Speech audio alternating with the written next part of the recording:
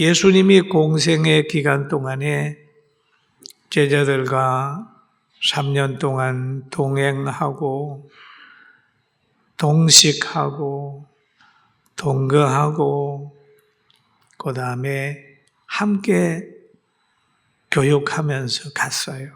그런데 예수님께서 침묵하시다가 떠날 쯤 되니까 자신이 십자가 지고 구원을 다 이루고 사명을 마치고 하나님의 나라에 가는 날이 가까워지게 되니까 제자들에게 교훈한 내용이 오늘 본문의 내용인데 이렇게 얘기를 하죠. 내가 이것을 너희에게 이름은 너희로 실족지 않게 하려 함이니 그랬습니다. 그 예수님은 자신이 세상을 떠나 하나님의 나라로 가게 된 후에도 그 제자들이 실족지 않기를 바라는 거예요. 실족지 않기를 바라세요. 내가 떠나면 끝이다 그게 아니라 자신이 떠난 후에도 너희는 실족하면 안 돼라고 하는 그런 마음이지요. 여러분 기성세대가 후손을 향하여 그러잖아요. 너 이렇게 살아. 그 얘기를 합니다. 왜?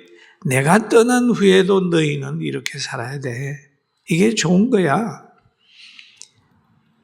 부모님이 자녀를 교육하는 것도 자기가 떠난 후에 당당하게 살아가게 하기 위하여 때로는 유산도 물려주고 교훈도 남기고 그리고 학교도 보내고 그런 겁니다. 사랑이에요. 예수님도 떠나기 전에 제자들이 실종하지 않기를 바라가지고 쭉 말씀을 하셨어요. 앞으로 이런 일이 있을 거야. 너희를 죽이고 박해하면서도 그것이 하나님을 믿는 방법인 줄 알고 너희를 대적하는 사람이 일어나. 그들이 나와 하나님을 모르기 때문에 너희에게 그렇게 대적해 온다. 그런 얘기를 하죠. 그러면서 말씀을 쭉 하시기를 그런데 염려할 거는 없어. 내가 떠나는 것이 너희에게는 유익한 거야. 왜 유익하냐 하면 내가 떠나면 너희에게 보혜사를 보낸다. 그래서 보혜사가 너희에게 오는데 만약에 이 보혜사가 오지 아니하면 안 된다. 그 보혜사가 너희에게 오면 너희가 능력을 받게 되고 장래일을 알게 된다. 그렇게. 그러면 이 보혜사는 뭐냐? 성령이거든요. 성령. 하나님의 영이에요. 그런데 보혜사가 오게 되면은 너희는 너희를 가르치리라. 그가 와서 죄에 대하여 의에 대하여 심판에 대하여 세상을 책망하리라. 그가 와서 죄에 대하여 의에 대하여 심판에 대하여 세상을 책망하리라 그랬죠. 여러분 설교를 들어보다 보면 꼭 세상을 자꾸 책망할 때가 있잖아요. 성경을 해석하다가 보면 불의한 일을 하는 사람들은 자연적으로 책망을 받게 돼 있어요.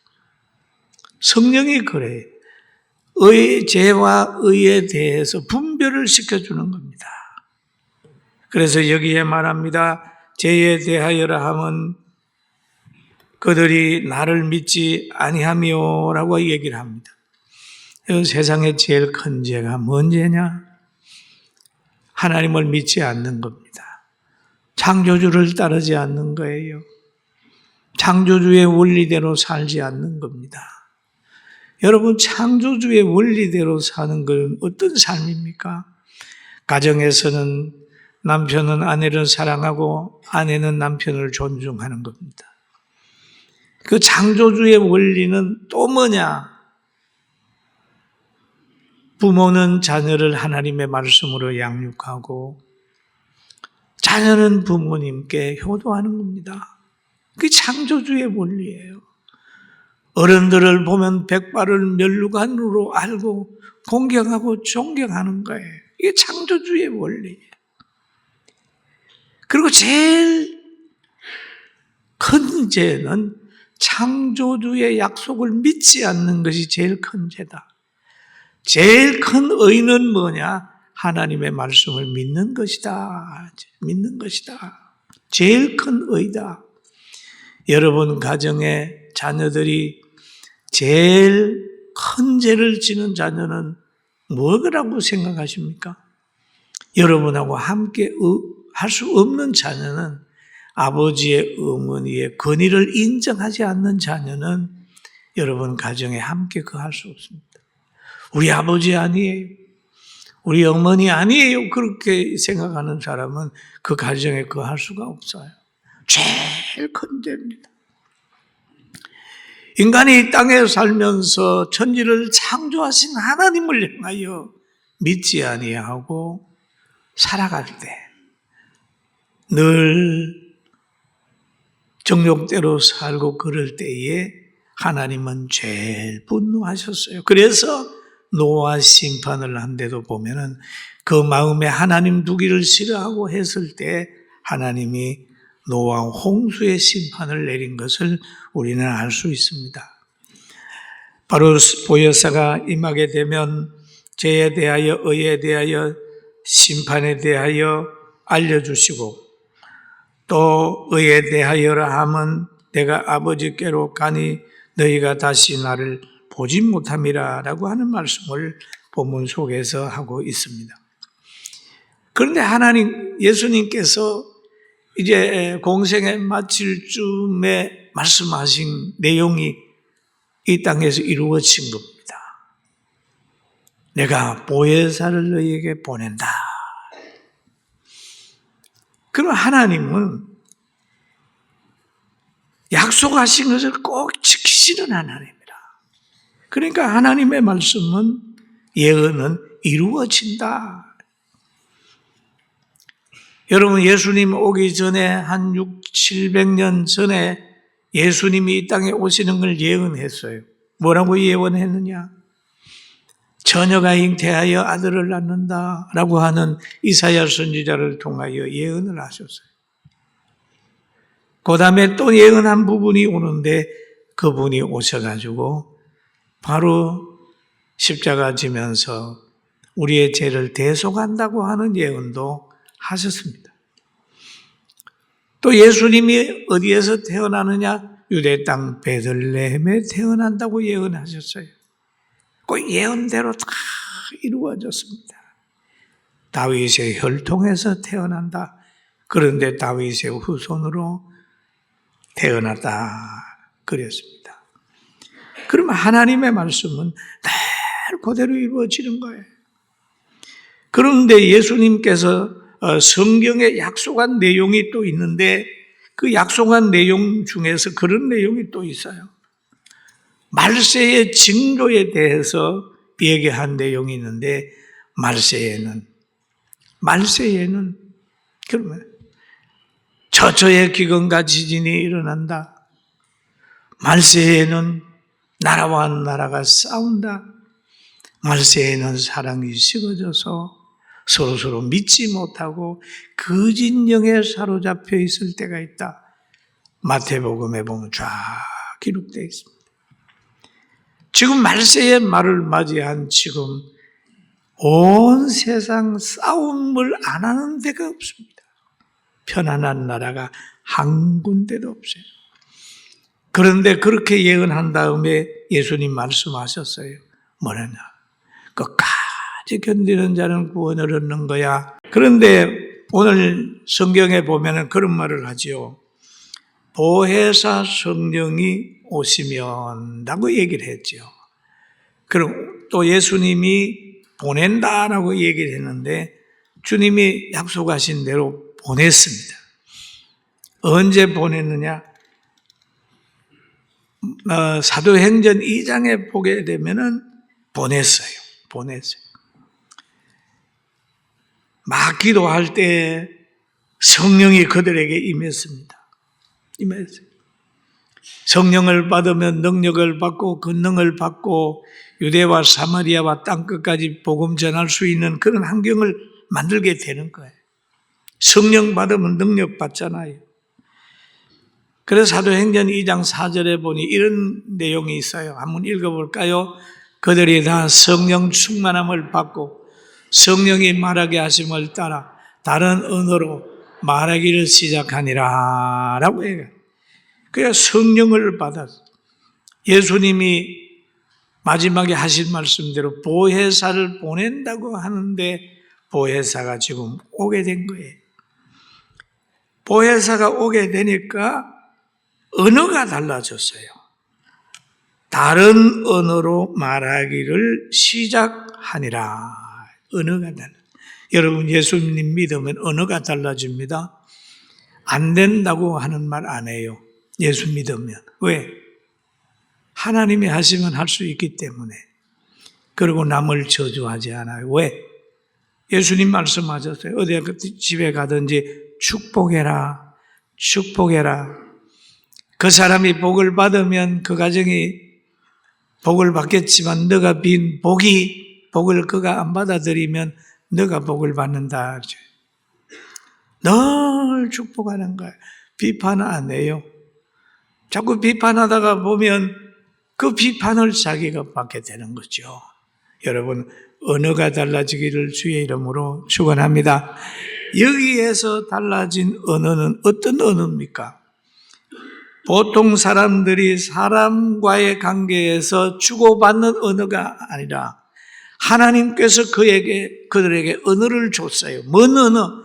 천국을 전할 수 있는 신령한 언어를 줬어요. 그래서 그들이 막 말을 할 때에 천하 각국에서 모인 사람들이 그 나라 언어로 듣는 거예요.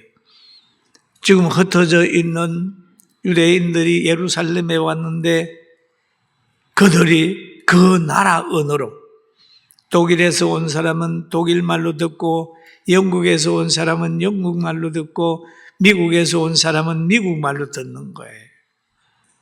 깜짝 놀라는 거죠. 야, 저 갈릴리 사람들이 지금 어떻게 우리나라 말을 알지? 왜? 그 자기 언어로 하나님의 나라의 일들을 지금 되는 일들, 신령한 것을 듣고 있기 때문에 깜짝 놀랐습니다. 그런 이런 역사가 나타나게 되니까 두 가지 반응이 나타나는 겁니다. 어떤 사람들은 보니까 놀랍니다. 당황합니다. 야, 이거 어떻게 된 일인가 하고 굉장히 궁금해하는 거야. 그러면서 하나님의 그 나라에 대한 이야기를 들으면서 믿음을 키워온 사람이 있는가 하면 사도행전 2장 13절에 보니까 이렇게 말하는 사람도 있어요. 한번 읽어봅니다. 또 어떤 사람은 조롱하여 이르되 그들이 세술에 취하였다 하더라. 조롱하여 이르되 세술에 취하였다 하더라. 왜냐하면 그들이 너무 술 취한 사람들처럼 막 그렇게 하니까 세술에 취했다. 성경에 보면은 바울 사도가 있어요. 바울 사도가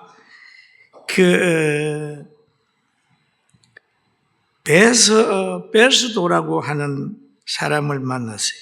만나가지고 막 설명을 합니다. 사도행전 26장 24절에 보니까 바울이 이같이 변명함에 베스도가 크게 소리내어 이르되 바울아 너가 미쳤도다. 너가 미쳤도다. 너가 미쳤도다.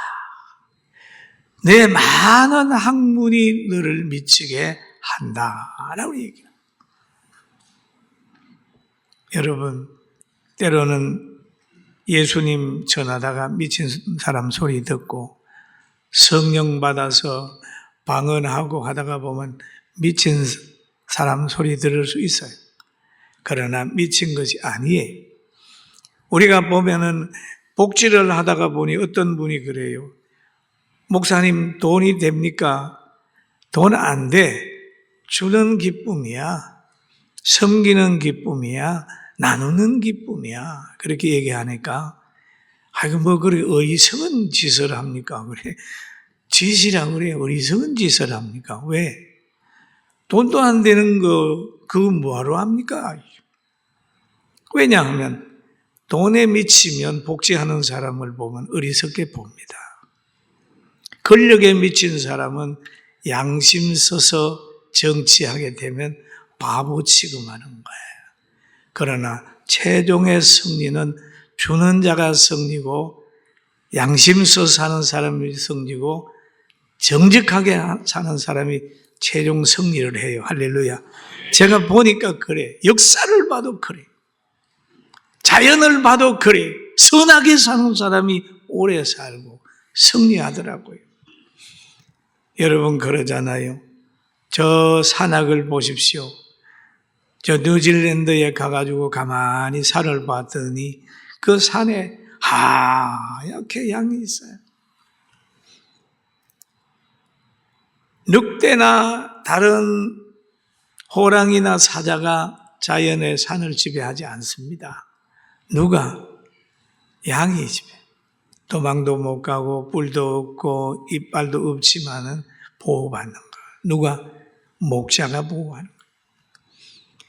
이 땅에도 마찬가지입니다. 힘있고 권력 있는 사람이 잘 사는 것 같지만은 정직하게 사람 사랑하고 사는 사람이 다 하나님의 복을 받아서 잘 살게 되니까 여러분 억울한 일 당하더라도 몸 상하지 말고 건강하게 오래오래 살면 돼요. 할렐루야.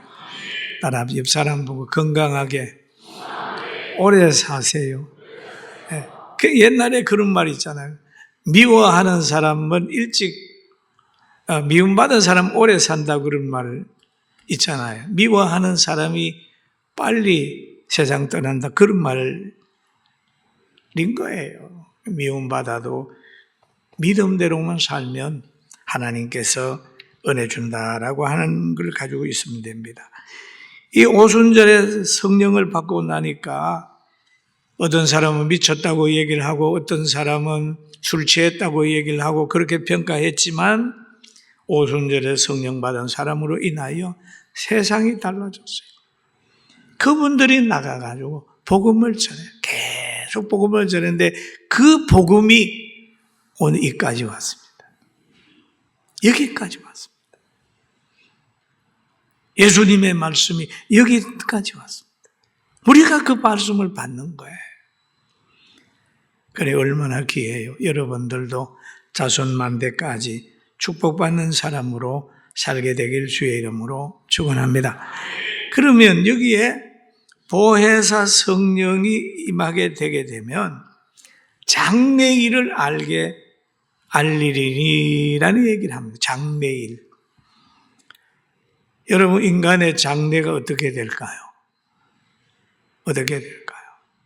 우리가 아는 게 있죠. 오늘 저녁에 해가 지면 내일 아침에 해가 뜨는 거 알잖아요. 그걸 얘기하는 게 아니라 장래일이죠. 인간의 여러분의 장래는 어떻습니까? 우리 육체의 장래는 마지막은 흙으로 돌아가는 거예요. 흙으로 돌아가는 거 생각해 보셨습니까? 흙으로 돌아가는 거. 저 정치하는 사람들 4년, 5년 하고 나면 다 평민으로 돌아와요. 그런데 그분들을 만나보면 그 자리가 영원한 줄 알고 착각하고 있는 거예요. 다 시한부 권력입니다. 인간의 육체는 오래오래 가지고 있어봐야 100년 안에 대부분 다 무너집니다. 우리의 장래는 육체는 흙으로 돌아요. 그걸 알게 되는 거예요. 우리의 영혼은 예수 믿는 사람은 길되고 진리되고 생명 되신 예수님을 통하여 천국에 가는 거예요. 빨리 갑니다. 빨리 가는 거예요. 세월이 얼마나 빠른지 몰라요. 지금 제가 군포에 30에 왔는데 지금 46년이 딱 지나버려요. 어저께 온 것 같은데 이렇게 빨리 가는 걸 보면 이제 가는 날도 뭐 얼마 남지 않았겠죠. 그러나 가는 날까지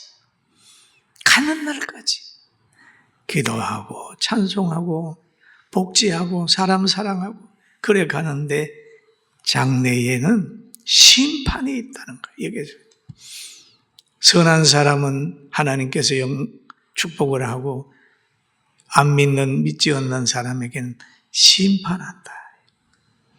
여러분 장래의 일을 기억하고 잠시의 고난을 기쁨으로 극복하게 되기를 주님의 이름으로 축원합니다. 아멘. 그럼 예수님께서 그랬어요. 그가 내 영광을 나타내리니 내 것을 가지고 너희에게 알리시겠음이라 라는 말씀을 하시고 또 바울 사도는 깊은 깨달음 속에서 생각건대 현재의 고난은 장차 우리에게 나타날 영광에 비교할 수가 없다. 그럼 고난만을 생각하는 게 아니라 그 고난을 통과한 후에 나타나는 영광에 대해서 생각을 하라. 그러니까 이 고난이 고난으로 보여지지 않는 거예요. 느껴지지 않는 거예요. 성경에 보면 그런 말이 있습니다.